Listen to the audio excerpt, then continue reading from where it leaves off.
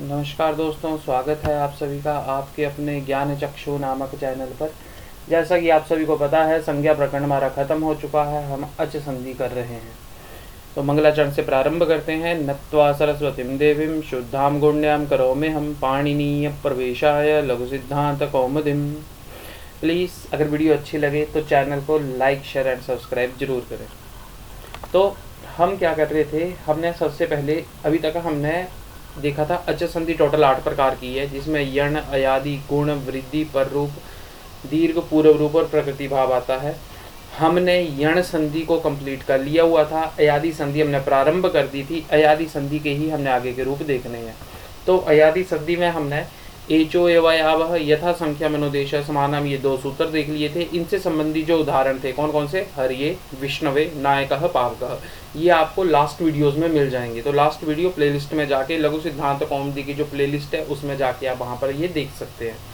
तो अब चलते हैं आगे। आगे आता है आपका जो सूत्र आ रहा है वो है वान्तोयी प्रत्यय। सूत्र का क्या नाम है, वान्तोयी प्रत्यय। अब वान्तोयी प्रत्यय क्या करता है, ये कहता है यकारादौ प्रत्यय परे ओदो तो अब आव एतौस्तः गव्यम नाव्यम। तो आज हमने ये भी कवर करना है, और आज हमने अगला जो वार्तिक है अदब परिमाणे च, जिससे रूप बनता है गव्युति, ये हमने बिल्कुल कवर कर लेने हैं। तो आज हमारी यहाँ पे अयादि संधि की भी समाप्ति हो जाएगी।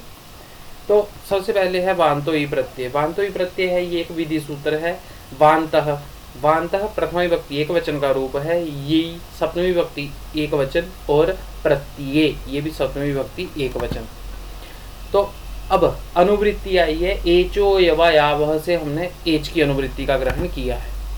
उसके बाद ये जो है वो है यकार आदौ, ये क्या करता है, यकार आदौ, ठीक है। यकार जिसके आदि में है वो वाला प्रत्यय, ऐसा प्रत्यय जिसके आदि में यकार है। परे एचः स्थाने, परे एचः स्थाने मतलब उसके पर में एच के स्थान पर, मतलब कंडीशन होनी चाहिए एच प्लस यही, मतलब एच प्लस यकार आदि वाला प्रत्यय। एच में भी टोटल 4 आते हैं, ए प्लस यकार आदि वाला प्रत्यय, आई प्लस यकार आदि वाला प्रत्यय, ओ प्लस यकार आदि वाला प्रत्यय, और आई प्लस यकार आदि वाला प्रत्यय। अगर ऐसी कंडीशन है तो वांत, वांत क्या होता है, वकार यस्य अन्ते अस्ति सह वान्तः, मतलब व जिसके अंत में है उसको हम वांत के नाम से जानेंगे। अब व जिसके अंत में है वो है टोटल 2, वो होते हैं टोटल 2। वकार जिसके अंत में है वो आदेश है 2। जैसे एचो एवयाव ने टोटल 4 आदेश किए थे, अयादि संधि हम पढ़ रहे हैं, तो वहाँ पर एचो एवयाव से 4 आदेश हुए थे। पहला था अय, फिर आय, फिर अव, फिर आव। तो अय और आय जो है वो है यांत आदेश, मतलब इनके अंत में यह है। हमें चाहिए सिर्फ वांतादेश, वांतादेश है अव और आव।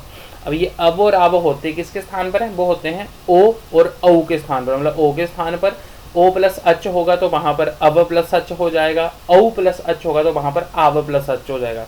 तो यहाँ पर वांत कहने का मतलब यहाँ पर सिर्फ है ओ और औ।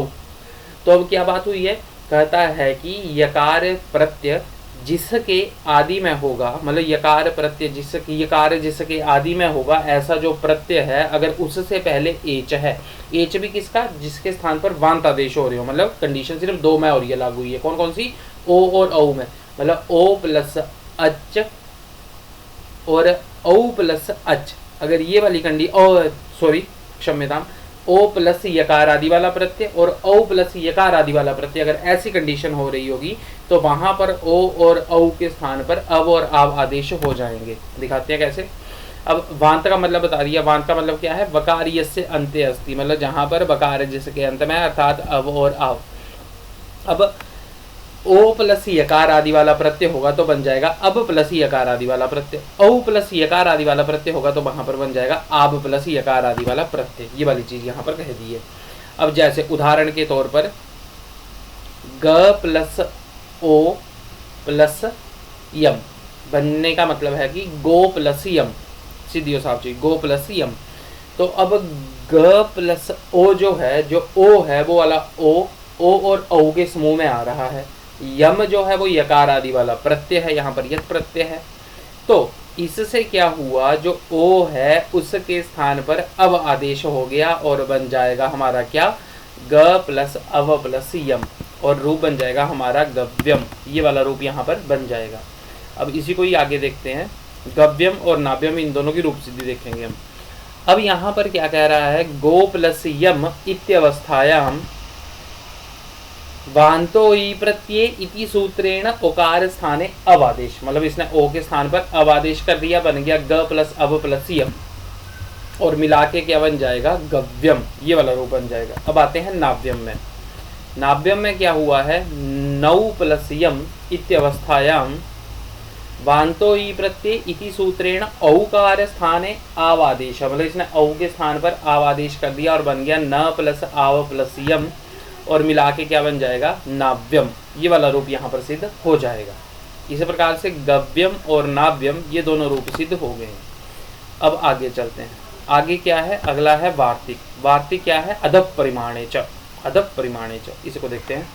ये है एक वार्तिक, और यहाँ पर क्या है, अद्व का अर्थ होता है मार्ग। अद्व का अर्थ क्या होता है, मार्ग।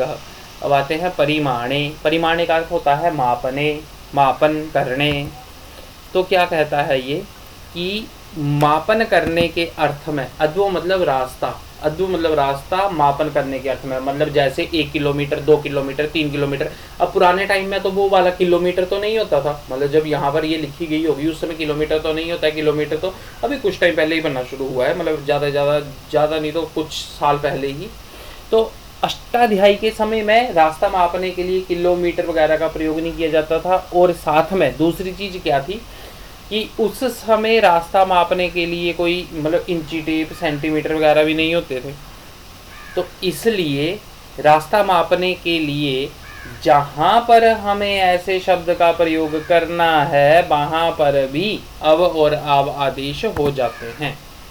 उदाहरण के तौर पर गोह युति ही, गव्युति ही, अध परिमाणे च इति वार्तिकेन ओकार स्थाने अवादेशः करोति। अब यहाँ पर डाउट ये आता है कि यहाँ पर भी य आदि में है, तो यहाँ पर वांतोई प्रत्यय से क्यों नहीं हुआ, क्योंकि ये जो युति है ये एक शब्द है, ना कि ये प्रत्यय से संबंधित है। इसलिए यहाँ पर जो है वो एक नया वार्तिक आया अदप परिमाणे च, जिससे गव्युति बना। अब रास्ता मापने के लिए क्या होता था, गव्युति जो शब्द है, अब इसका प्रयोग हम अलग अलग तरीकों से समझ सकते हैं। जैसे गव्युति ये भी हो सकता है कि जब गाय सवेरे बिल्कुल शांत माहौल है, उस समय गाय जब रंभाती है, मतलब आवाज करती है, तो जितनी दूरी तक वो दूरी सुनाई देगी या ध्वनि सुनाई देगी, वो जो हो जाएगा वो हो जाएगा एक गव्युति।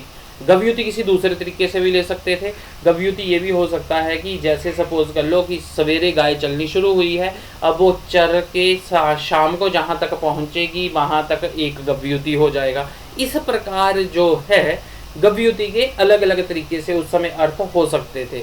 इसलिए वहाँ पर गव्युति की मतलब आवाज़ को भी समझ सकते हैं, या फिर जो वो रंभा रही है उस क्रिया को भी वो गव्युति के नाम से जाना जा सकता है। घूमने की क्रिया भी गव्युति के नाम से जानी जा सकती है। तो आज के लिए इतना ही बहुत है। आज हमारी अयादि संधि समाप्त हो चुकी है। अयादि संधि में हमने क्या देखा, एचो यवायाव यथा संख्या मनुदेश समानम वांतो ही प्रत्यो रद परिमाणे च।